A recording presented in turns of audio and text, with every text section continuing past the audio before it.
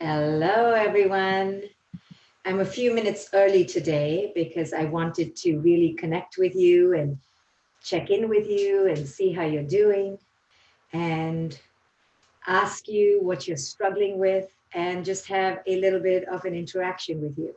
So, hello, everyone on Instagram and Facebook and wherever you're watching from. Tell me where you're signing in from and how you are doing and what is your core struggle. What are you struggling with the most? I would love to hear from you and tell me where you're joining in from. Tell me which part of the world you are in from. So somebody talks about trauma, that she's struggling with trauma. Hi, Amelia from Denmark, Mexico City, Mexico. Hi, Ashley.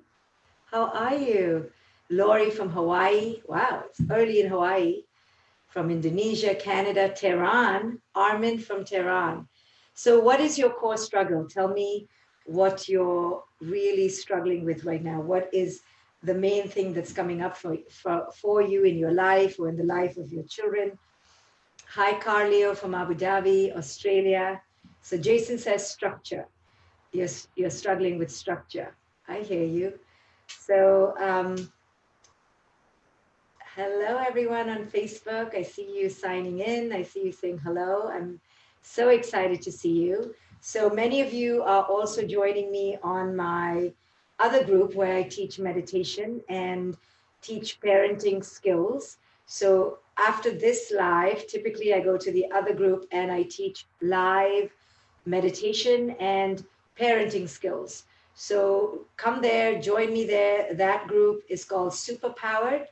And it's actually because my co author and I came out with this amazing book. We'd love you to support us. It's for your children, for your teenagers, for you. It's called Superpowered, Transforming Anxiety into Courage, Confidence, and Resilience. It is filled with insane, brilliant, empowering activities and creative tools that you can help your children with, your teenagers. You know, 1 in every 3 children in the US has an anxiety disorder. I know that many of your kids are struggling right now with anxiety. This is why we wrote this book. We didn't even have to approach the publishers. The publishers called us and said, can you write a book on anxiety? Because it is the most pressing challenge of our time. And post pandemic, this is going to be the crippling disease, rising from economic imperfection and instability, rising from health instability. The next thing we have is psychological instability. And that is why we wrote this book. So go, it's on pre order right now. You can get it on a website called getsuperpowered.com. Find it, buy it. It's coming out really in September, but please pre-order it now because we have lots of free things to give away if you buy the book now. So please go pre-order this book. We would love you to be part of the movement that helps children ease their anxiety. So the other group I'm on is a Superpowered group, and you can find meditations and live parenting advice from me and my co-author. We go through this book, and that website is facebook.com/groups/get super powered. So sensational, what you just wrote, sensational on Instagram, that's what I'm going to talk about right now. So I'm not going to give it away, but that's what I'm going to talk about. So hang in there. So hi, everyone. It's so exciting to see you all signing in, and tell me what your core struggle is. Tell me what you're anxious about. I came on early today so I could have some more time with you and really connect with you. We are posting the meditation group in both groups. So keep an eye out. My colleagues are posting it. My dear friends are posting it. So make sure that you join in on the meditations. Meditation is, I have to sound like a proselytizer and a converter, is my religion, is my medication, is my drug of choice. It's what I turn to in all moments of grief and allergies. And allergies. Ay, ay, ay, so many allergies. But maybe I'm not allergic to the pollen this time. Maybe I'm allergic to something else, which I'm going to talk about. But join the meditation group because you will learn to calm your mind and train your thoughts to be aligned in the most abundant manner possible. So, this is why I'm doing it with my co author. Buy this book. Buy this book. That sounds like a command. We would love you to buy this book. We request you to buy this book because it is a book to support your teenagers and you in becoming superpowered so that you can move from anxiety into courage. So, this book can be bought at a website where you get free bonuses. The website is called getsuperpowered.com. So, I'm reading all your posts. I love that you're signing in, you're checking in, you're writing about how you're feeling. This is why I came early, and this is why everything is working today, because today was a day that I needed to check in with you. I'm reading about how your teens are anxious and going through their own process. This is not an easy time for sure. People are saying they're anxious about summer, anxious about different future events because we don't know what the future is going to bring. So some people are writing that they've reached out to me wanting help from me, but they never heard back from me. I'm so sorry. I do get only a few hundred requests with long stories for help, and it's hard to get everyone their answers. But if you join my Superpowered group, the facebook.com/groups/superpowered, we connect you with coaches from my coaching institute. I train people from my coaching institute to help people. So if you want to become a coach, write to me. And if you want to get help, join that group and we will hook you up with a coach. And they will give you a 30-minute free consultation. And then you can work out a series of sessions for you. You know, I can't respond to everybody who writes to me. Just today, one of my dear friends wrote to me saying she's so sad because she thinks I'm upset with her because I didn't reply to her text. So, Luciana, if you're here, I'm giving you a shout out, and this gives me free permission to never respond to your text for a long time because I can't. How can I just can't. I can barely brush my teeth, people. I definitely can barely wash my hair. So, replying to you is going to be hard. This is how I serve. This is how I'm showing up for the most number of people possible. So, don't mind me if I can't respond to each one individually. But join my groups, join my groups, join my groups, join my groups. They're free on Facebook, just like this course I'm doing called Viral Wisdom. I think I'm on day 27 or 28, something crazy. And this is my way to serve. This is my way to give you things at no cost. And this is my way of sharing my heart. So I'm sorry if I've ignored you in any other way. But okay, so let's talk about what I want to talk about today. Okay, so many of you know I live in right outside New York City. So often I have a perspective that is very much about things that are happening in the United States of America. So don't mind me. And sometimes when I give a critique on the president or the government here or how things are being handled, people often then protest and say that I should go back to my own country because they think that it means that I'm suddenly pro-India. So and they only say that because they haven't heard me talk about India. So that's an illusion. If people knew me well, they would know I am pretty much scathing about anything that requires a scathing commentary. And I'm lovely about things that require lovely commentary. And am I biased? 100%. I'm sure I am. I try not to be, but I don't come across as some infallible, pristine, completely neutral person. I put it out there and you can choose to do what you want with what you hear. That's what it means to be awake, is that you get to choose what you like about what I say and you allow it to work within you. And please dump what I don't say. But don't be upset with me for saying it. You can put on your own Facebook right now and do a live right now and say what you want to say. This is the beauty of the free world we live in.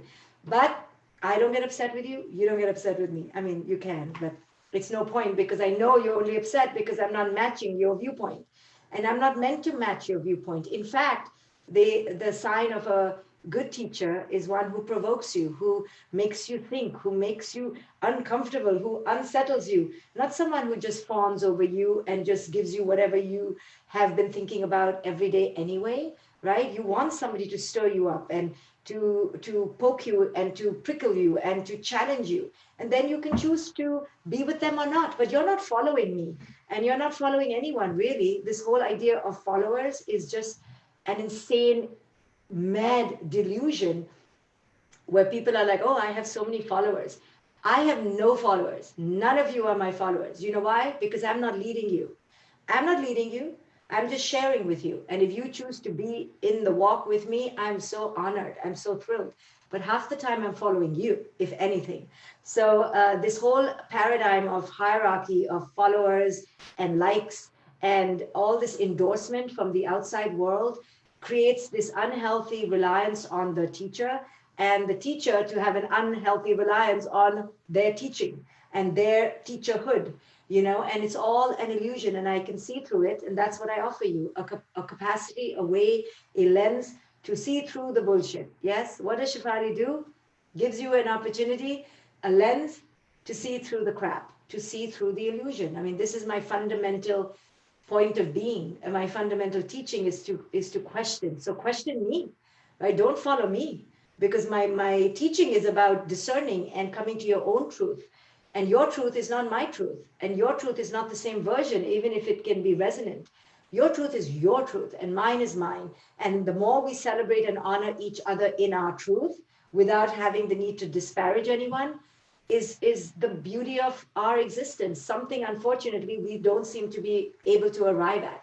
So when I disparage or scathe in a commentary uh, toward, I don't want to say the word against, but toward a certain system, it's because I have deconstructed that system according to my vantage, and I offer you what I've deconstructed. But you get to deconstruct things your way. The point is that we need to deconstruct, and we cannot just take things at face value. We cannot. We have been raised on lies. We have been raised on the Kool-Aid. My work in conscious parenting is about demystifying and debunking all the traditional paradigms by which we have been raising our children and elevating us to look for new ways. We cannot keep, in the name of tradition and in the name of the way things are, simply robotically, take the pill. This is what my family does on every third Tuesday of the month. Huh? Why? Why do we do it this way? This is what we do on every fourth Monday and at 7:30 every day and at 7:45 on other days. And, no, on Sundays, we don't do it at 7:45. We don't do it in the morning at all. We do it at twilight.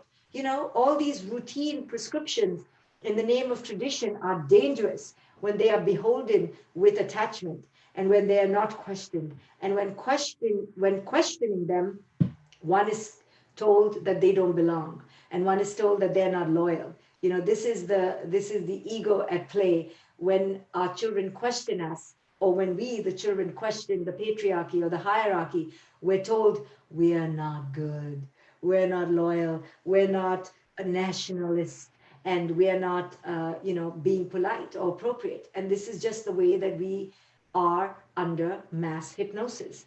So no, do not be under mass hypnosis with me. Okay, do not make a hierarchy between us. Okay, because that goes against my teachings. I am you, you are me, and that's it. I'm just one with a big mouth. That's it. In this moment, and tomorrow it could be you. And at any given moment, the teacher and the student interfaces and interlaps. There is no one person that overlaps the other. It's an interlapping that occurs. So my commentary on the latest in the United States of America, because this is where I live, so be it, is that, in Georgia, a black man was jogging a few months ago, and Ahmaud Arbery, and two white men, I have to say white and black because I think that's the crux of the issue, but it's not because I'm against one or the other or pro one or the other.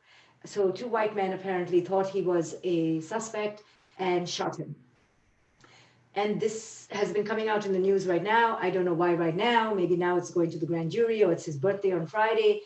And it's just deeply disturbing. He's not the only one. There have been a long line.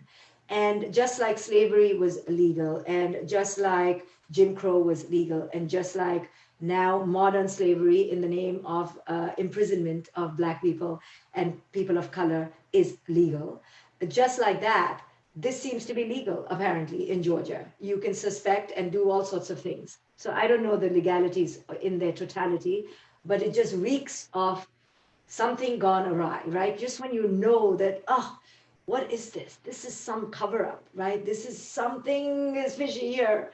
And you know it, but you can't call it because those in power are hiding stuff from us. Yes. So those in power are like obscuring. So then that led me on to another spinning story, and my mind was not in my complete control. I watched it, but I was following it happily.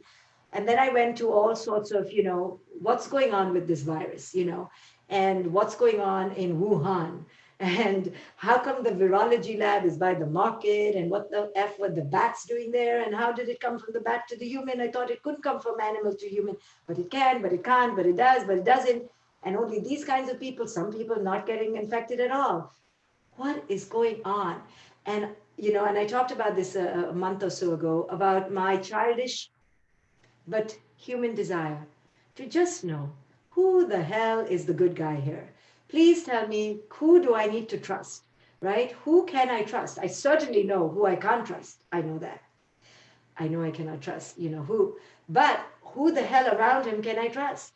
Which doctor, which scientist, who, where, right? And I could feel myself getting into my inner child of helplessness and naivety and ignorance, and knowing my parents are full of shit, knowing that they're dysfunctional, knowing that they're drinking when I go to bed and they're not telling me. I can tell because every morning they wake up, they're in a hangover and they're in a bad mood and they're blaming it on the frogs outside or on the heat in the house.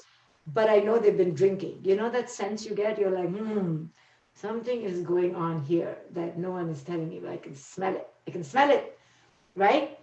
And I know my child looks at me like that all the time, right? So, she's always catching me in my fibs and she's like, you just lied to me, Mom? I'm like, oh, I know. But my lies are just innocuous according to me. But she's catching me all the time. Mom, what are you doing? Mom, why is the door locked? Mom, who are you talking to? Mom. I'm like, oh my goodness. But she's on me because she's 17 and her radar is a bullshit radar. And she's on my bullshit. And I have a lot of it that I don't want her to know about. And but she's just everywhere and bigger than me and a bully, really. So in the same way, I'm like, what is going on, right? The bullshit radar the antenna is all over and heightened. So what do the two stories have to do together, the pandemic and Ahmaud Arbery, is because when I look at Ahmaud Arbery and I look at the state of our affairs, of our heart, in the United States of America, today, 2020, in the most industrialized, advanced nation of the world. And I see that there is still this gross, unbridled, unabashed racism.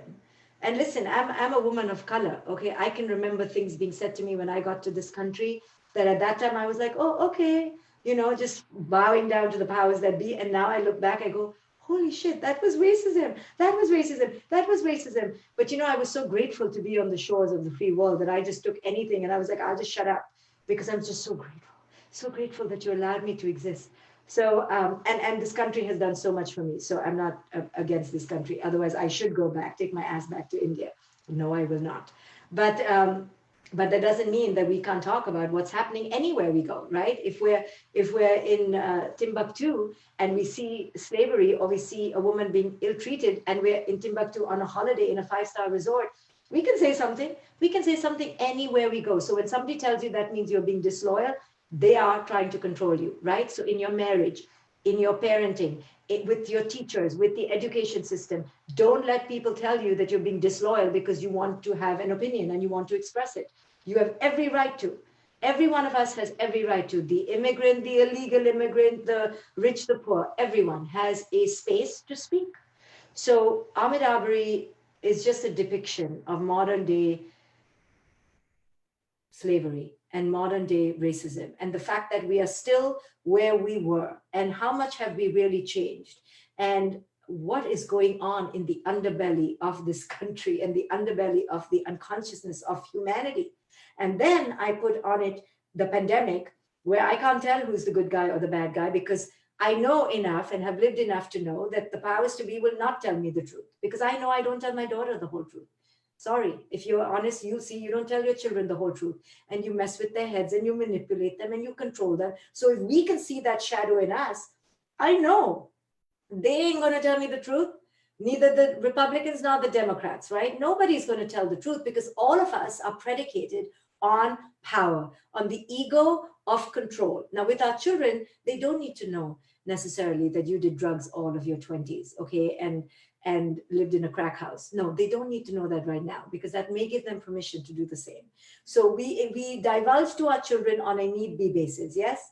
But at our core, you know that a traditional parent is one who dominates, who wants control and power.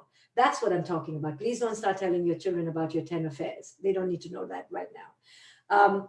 But we do have a seed of domination, of control, and of tyranny, right? It's subtle, but it's there in our shadow. Only the bravest will admit it. Similarly, why should our parents in the government tell us the truth? Why would they? We have to pay their salaries, we have to pay taxes, we have to be good citizens. So, fact is, we're not getting the truth. This is just a fact. Now, I was spiraling this morning in my, who is the good guy? When will things change? Things are never going to change, and entering helplessness and entering apathy and entering this learned helplessness that Martin Seligman talks about in psychology, and how I think it was him. Was it him? I just like boldly said his name, and I'm like, maybe I think I got a C in that class. So we don't really know what's going on. And I could find myself like a child getting dismantled and feeling discombobulated and getting angry because I was helpless, and then getting helpless because I was helpless, and then just wanting to go eat something big and greasy. And then I had to stop, because thank goodness my higher self is a monitor and a good warden of my crazy ego, and made me ask myself, what if I needed to think about this in the wisdom way, right? What would the wise me tell me? And the wise me would say this. I was going to curse, but the wise me would basically say that we're basically effed, okay? This is wisdom, though. This is wisdom. Now, listen to me. The wise me would say, of course, it's insane. Of course, they're not going to say the truth. Of course, there is capitalism, egoism, racism, ageism, sexism. Of course, your naivety is not understanding the human condition. And then my egoic self would say, yeah, because I just want to believe that we're all good and America's good and we're all going to be happy forever after. And then my wise self would say, oh, that's so sweet. That's so sweet. But that's not real. And then my egoic self will say, but then why are we here? Why are we here if it's so fucked up and if it's so messed up and it'll never be any better and it's just cycle after cycle and generation after generation of the same old crap? And then my wise self would say, well, yeah, you want to leave because you're feeling really helpless, but there is power somewhere and you're just not seeing it. And I'll be like, where is it? This shit is continuous, the same stuff. The egoism, the racism, it never ends. People are still poor. 80% of the world still lives under $10 a day or less. So, or like less. So when are things going to change? When are women going to be liberated? When are men going to be liberated into the emancipated, awakened, feminine self? When? And my wise self would say, when it's their time. Until it's not the time, it's not. But it doesn't mean it's not your time. And I was like, I don't want to be the only one who's awakening. I don't want to be the only person. I want other people to wake up with me. I want to live in a beautiful world and smell the flowers, and bees can make honey. Well, and then the wise self will say, nope, that is not the nature of this dimension. That is not the nature of this dimension. Are there other dimensions? My wise self would say, we don't know, so don't go there. Don't go there. You're here now. In this dimension, it's the way it is. This dimension is all about the battle between the essence and the ego. The ego, the ego, the ego, the ego. It will be everywhere from today to the past to the future. Why? This is the struggle of this dimension. Now, if you read up other dimensions and other things, you have some hope, but then that sounds crazy too, because they all look just like us. And, who knows if that's true. But the fact is that we don't know, which is what I said yesterday. We don't know. But what we do know is what it is. And what it is that it'll always be a fight between the essence and the ego. Always. It's not between good and bad. Don't think these people are bad. Bad is so simplistic. Is your child bad if your child does drugs? Are you bad if you drank too much last night? Are you bad if you had an affair? No. There's no good or bad. And this world is so simplistic that it's dichotomized it on just basic, are you good? Are you bad? Are you pretty? Are you ugly? Are you fat? Are you thin? So rudimentary. No, that's not what this is about. This is about how conscious are you? Where on the continuum? And you see, we don't like continuums because continuums are uncomfortable. You're just like, no, okay, are you good or are you bad? Right? That's why I said my childish self just wanted to know, Bill Gates, are you evil or are you an angel? Please, which shoulder should I put you on? Just please help me. Melinda, help me. Please, are you really like under that sweet face, sinister? Like, and I'm looking at Bill Gates now. I'm trying to probe into his soul. I'm going, somebody who reads the way he does, could that person be bad? Somebody who's so simple, and Warren Buffett lives in his own house in Nebraska, Omaha, Nebraska. I don't know if he's bad, more bad than people who, are buying Prada shoes and so who's bad? So I was going down the wrong lane. I was barking up the wrong tree, as culture makes me do. Blame culture. The question is not about good or bad. It's not. And if we keep looking for good and bad, it's because we are children waiting for our parents to wake up. Wisdom doesn't work in the field of good and bad, like Rumi said. Beyond the field of right and wrong, there's another space, another field. Meet me there. Only the wise Sufi masters and the Eastern mystics, sorry to say Eastern, but that part of the world, that wisdom, that old ancient wisdom, they understand that duality of good and bad will keep us stuck. And guess what? We've been stuck because we're looking for good and bad. Who's the good guy? Who's the bad guy? Nothing has changed really since I don't know which century. Really, actually, nothing has changed. Nothing. There's still modern day slavery, modern day racism, modern day sexism. It just looks different. Now we don't wear a corset. Now we're like, oh, we don't wear a corset to bind ourselves. Now we wear a corset to, oh, hold on. Sorry.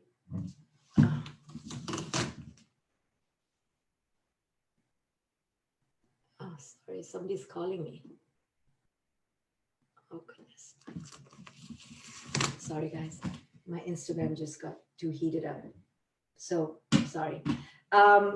We're not good or bad. And if we get stuck in good and bad, we will see that it has been the same problem forever. It's the problem of being stuck in duality. So it is now time to move beyond duality, to move to a new space. And that is a spectrum, a continuum. And that's too uncomfortable for us because continuums are not finite. They're not boxes. They're not checklists. They're not prescriptive. And they make us uncomfortable because it's forever gray and forever contextual. Sometimes telling the truth is the right thing to do. Sometimes it could be the most cruel thing to do.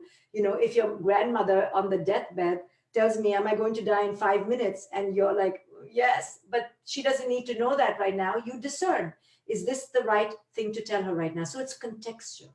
So I no longer then, my wise self said, do not anymore keep looking for the good guy or the bad guy. Understand that this dimension is unconscious. It is mostly unconscious. There's a continuum of unconsciousness to consciousness, and this is our path. We're here to move from unconsciousness to consciousness. See, we think we're here to become happy. We think we're here to become rich and famous. No, we're here to move along the continuum of unconsciousness to consciousness. So my wise self will say, now stop looking. It is your ignorance to think it is other than what it is. It is definitely a cover up. There's always a cover up. Everybody is covering up. And now we're seeing it's all masked. We've always lived in a mask. You and I live in a mask. We are always inauthentic. Who are we really authentic with? We can't be authentic, you see, unless we come out of our own closets, out of our own masks, out of our own shields. So first, my wise self will tell me, look at yourself. Look at your own desire for it to be other than what it is, for your own inability to understand the truth of human existence. Human existence is unconsciousness. It is ego. It is domination. It is separation. There has never not been separation. Since the Industrial Revolution to the Agricultural Revolution, the other way around, which one came first? The Agricultural Revolution to the Industrial Revolution to the Technological Revolution, we have been moving toward separation, increasing capitalism, increasing dogmatism. We're not evolving, we are devolving. So it's almost like consciousness is here, and this is the realm of unconsciousness. Instead of moving toward consciousness, we come a little bit and then we regress. And in the name of progress, we have been making more and more regression, right? No progress, regress. So it is here in this virus, in this pandemic. There is an opportunity for you and I to wake up. Don't wait for them. It's about you and I. And part of our awakening is to understand, don't look for the good or bad guy anymore. Look for consciousness and understand that those who are not veering towards consciousness cannot.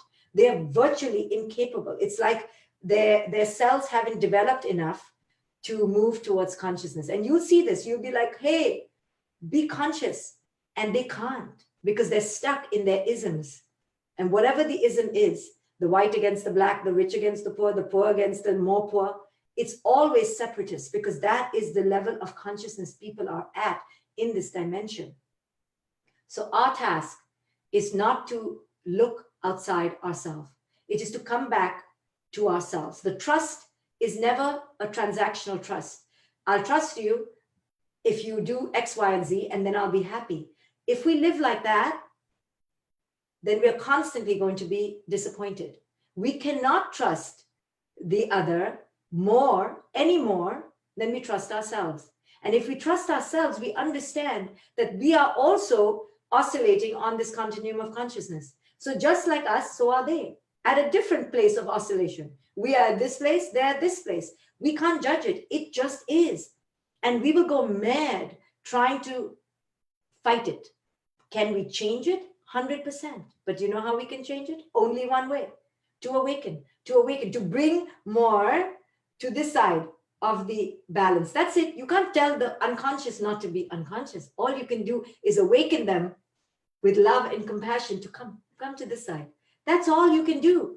But if you covet this side and denigrate the other side, you are not conscious anymore. You are unconscious. So as much as I'm angry and my inner child wants to protest and I want to rally against and I want to pick up arms and I really could do harm, I know that my wise self won't allow it because I will then be participating at the same level of vibration as them. So what do I need to do to be conscious? I need to walk in my path. I need to gather whatever information I can gather. I need to empower myself to whatever degree I can, knowing the power comes from knowing that the knowledge is not pure knowledge. I will definitely be deceived. I will definitely be hoodwinked. There is no question. Every journalist is going to be hoodwinking me, not because they want to hoodwink me, because they themselves only have partial knowledge. Nobody is going to give us the whole truth, just like we don't know how the universe came to be. Does anyone really know? No. In the same way, we don't know how this virus came to be. We don't know who's telling the truth. We don't know when it's going to go because it's just too complex. And our power will come from understanding this, seeing it for what it is, not latching onto one and running amok with it, or latching onto the other and running along with the other. We look at it and we go, interesting. And we wait for evidence to rise. We don't react preemptively. We wait. We see that there's full bullshit being flung from all sides. We wait. We wait to see where this is going to end. But in that waiting, we have plenty of choice. And in the waiting, we can awaken ourselves. We can enter abundance in the now. Because what we have for sure is the now, is the now, is the now. So when I see Ahmed Arbery dying and I can't go and arrest those men and I'm helpless, I shift to, what can I do? Oh, I have a mouth. I have a little platform. I'm going to talk about it. And maybe I'll make a few people uncomfortable, but I'm going to talk about it. And I'm going to talk about how slavery has never really ended. Now, has the real slavery ended?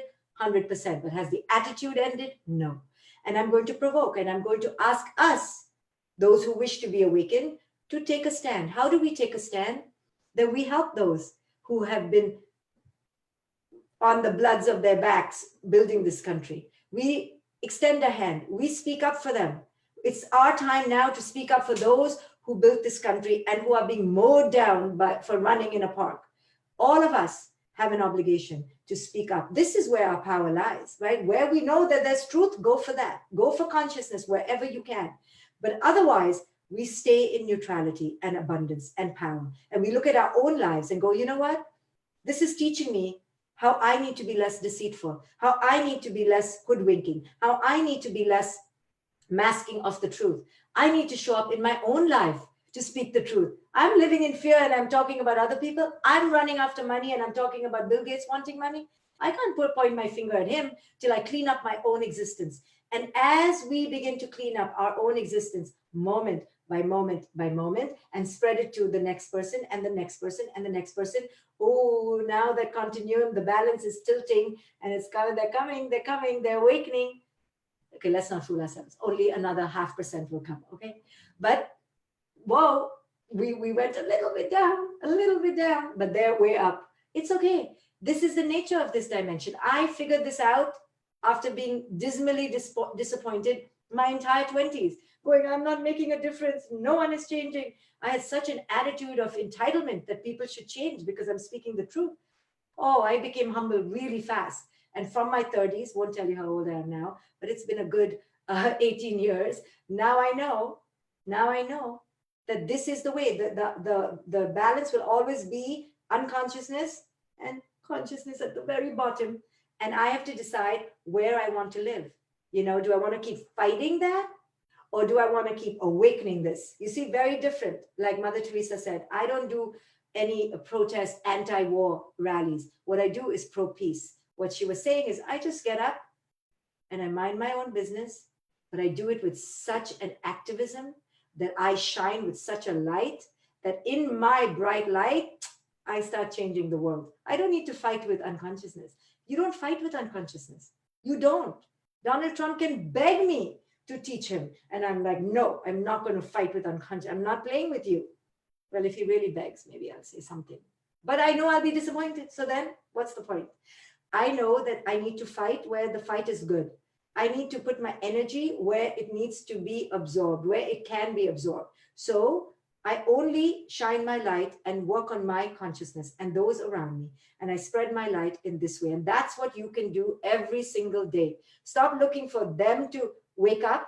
Start waking up yourself and spreading your light. And then you will be such an attractor that those who need to come will come. And those who don't will not. But it doesn't matter. Each one of us in our own small microscopic way has power. Just like they have power in the collective, or we have power in the collective. It's not an us against them, right? Because I always say the most awakened could be one from them. They're just waiting to come to this, to tilt over. So the answer lies again in understanding that this dimension is unconscious. It's really, really messed up. We're not being told the truth. Just take it just as a given. Stop going, why aren't we told the truth? Just go, I understand. We're not being told the truth. I get it. Everyone has their own agenda. Don't be upset about it. It's a fact. Everybody has their own agenda, right? 90% of the things I do, agendified. I'm telling you right now. Look how I promoted my this, I promoted my that. I'm always promoting. Self-promotion going on here. But I'm telling you clearly, if you think people don't have agendas, it's our naivety. It's our ignorance. The real tricky people are those who pretend they don't have agendas. So then we have to know, oh, they're being covert about it. But we know, the wise know, agenda, right? And the tricky ones, the sneaky ones are those pretending they don't have one. But we need to know. We are the ones who need to stop feeling martyred and victim every time we feel the agenda has been revealed. We need to just take it as a given agenda, right? So then you're not shocked when the agenda reveals itself. Nobody owes us anything. Nobody owes us the truth. Nobody owes us their fidelity, their loyalty, their love, nothing. So stop expecting. It's our naivety, our childish dependency that says, please, please be lovely and plant a garden for me so we can all smell the pretty flowers. No, the world doesn't work like that. The world is full of ego. And until we realize that, we will keep being dependent and in dysfunctional relationships, waiting for the mammoth ego to diminish. And that waiting is our ego, is our foolishness, is our shield. Because waiting for somebody else to change means we don't realize, oh, I can change. I have to awaken. I have the power. What do I have the power in? To shine my light. So all this to say that trust is in you, power is in you, light is in you, empowerment is in you, liberation is in you. You're breathing, you're awake. Are you here? Are you now? That's it. You have power. No excuse. You're liberated. You don't feel liberated? Work on it now. Start taking your life in your hands, your awareness, your power. Don't give it away, right? Don't give it away. Now is the most pivotal time where we need to turn the corner. We need to stop expecting hierarchies to show up for us. The hierarchical establishment run by mostly white men, sorry to say, white men, it is. I mean, put on the TV, white, men, right? Run by white men is the current order of the day. It is also currently unconscious. It is what it is. Now, within that, we have power. But don't expect it not to be, because you give up power when you expect it not to be, when you hope for it to be different. It is what it is. Move on. Let's shine the light where it needs to be shone. Everybody, talk about Ahmed Arbery. Write in your Facebooks about how you feel about modern day slavery and racism continuing right now in modern America. Write about it. Use your mouth. Use your free speech with beauty and love, right? To expose the unconsciousness. So we don't keep fighting the unconsciousness. We just expose it and shine our light. So if you want to join me for free meditation, please join me on the Facebook group. It's in yellow below in the thread. I'd love to see you there. In 20 minutes, I'm going to teach meditation. And my courses are at a half off. Take my courses if you want to go deeper into this work. I would love for you to be part of this, I'm going to say my in quotes, community, so that we can keep shining our light. Thank you, guys. I will see you in what I call many hundred moments in a day or so called tomorrow. Hi, everyone.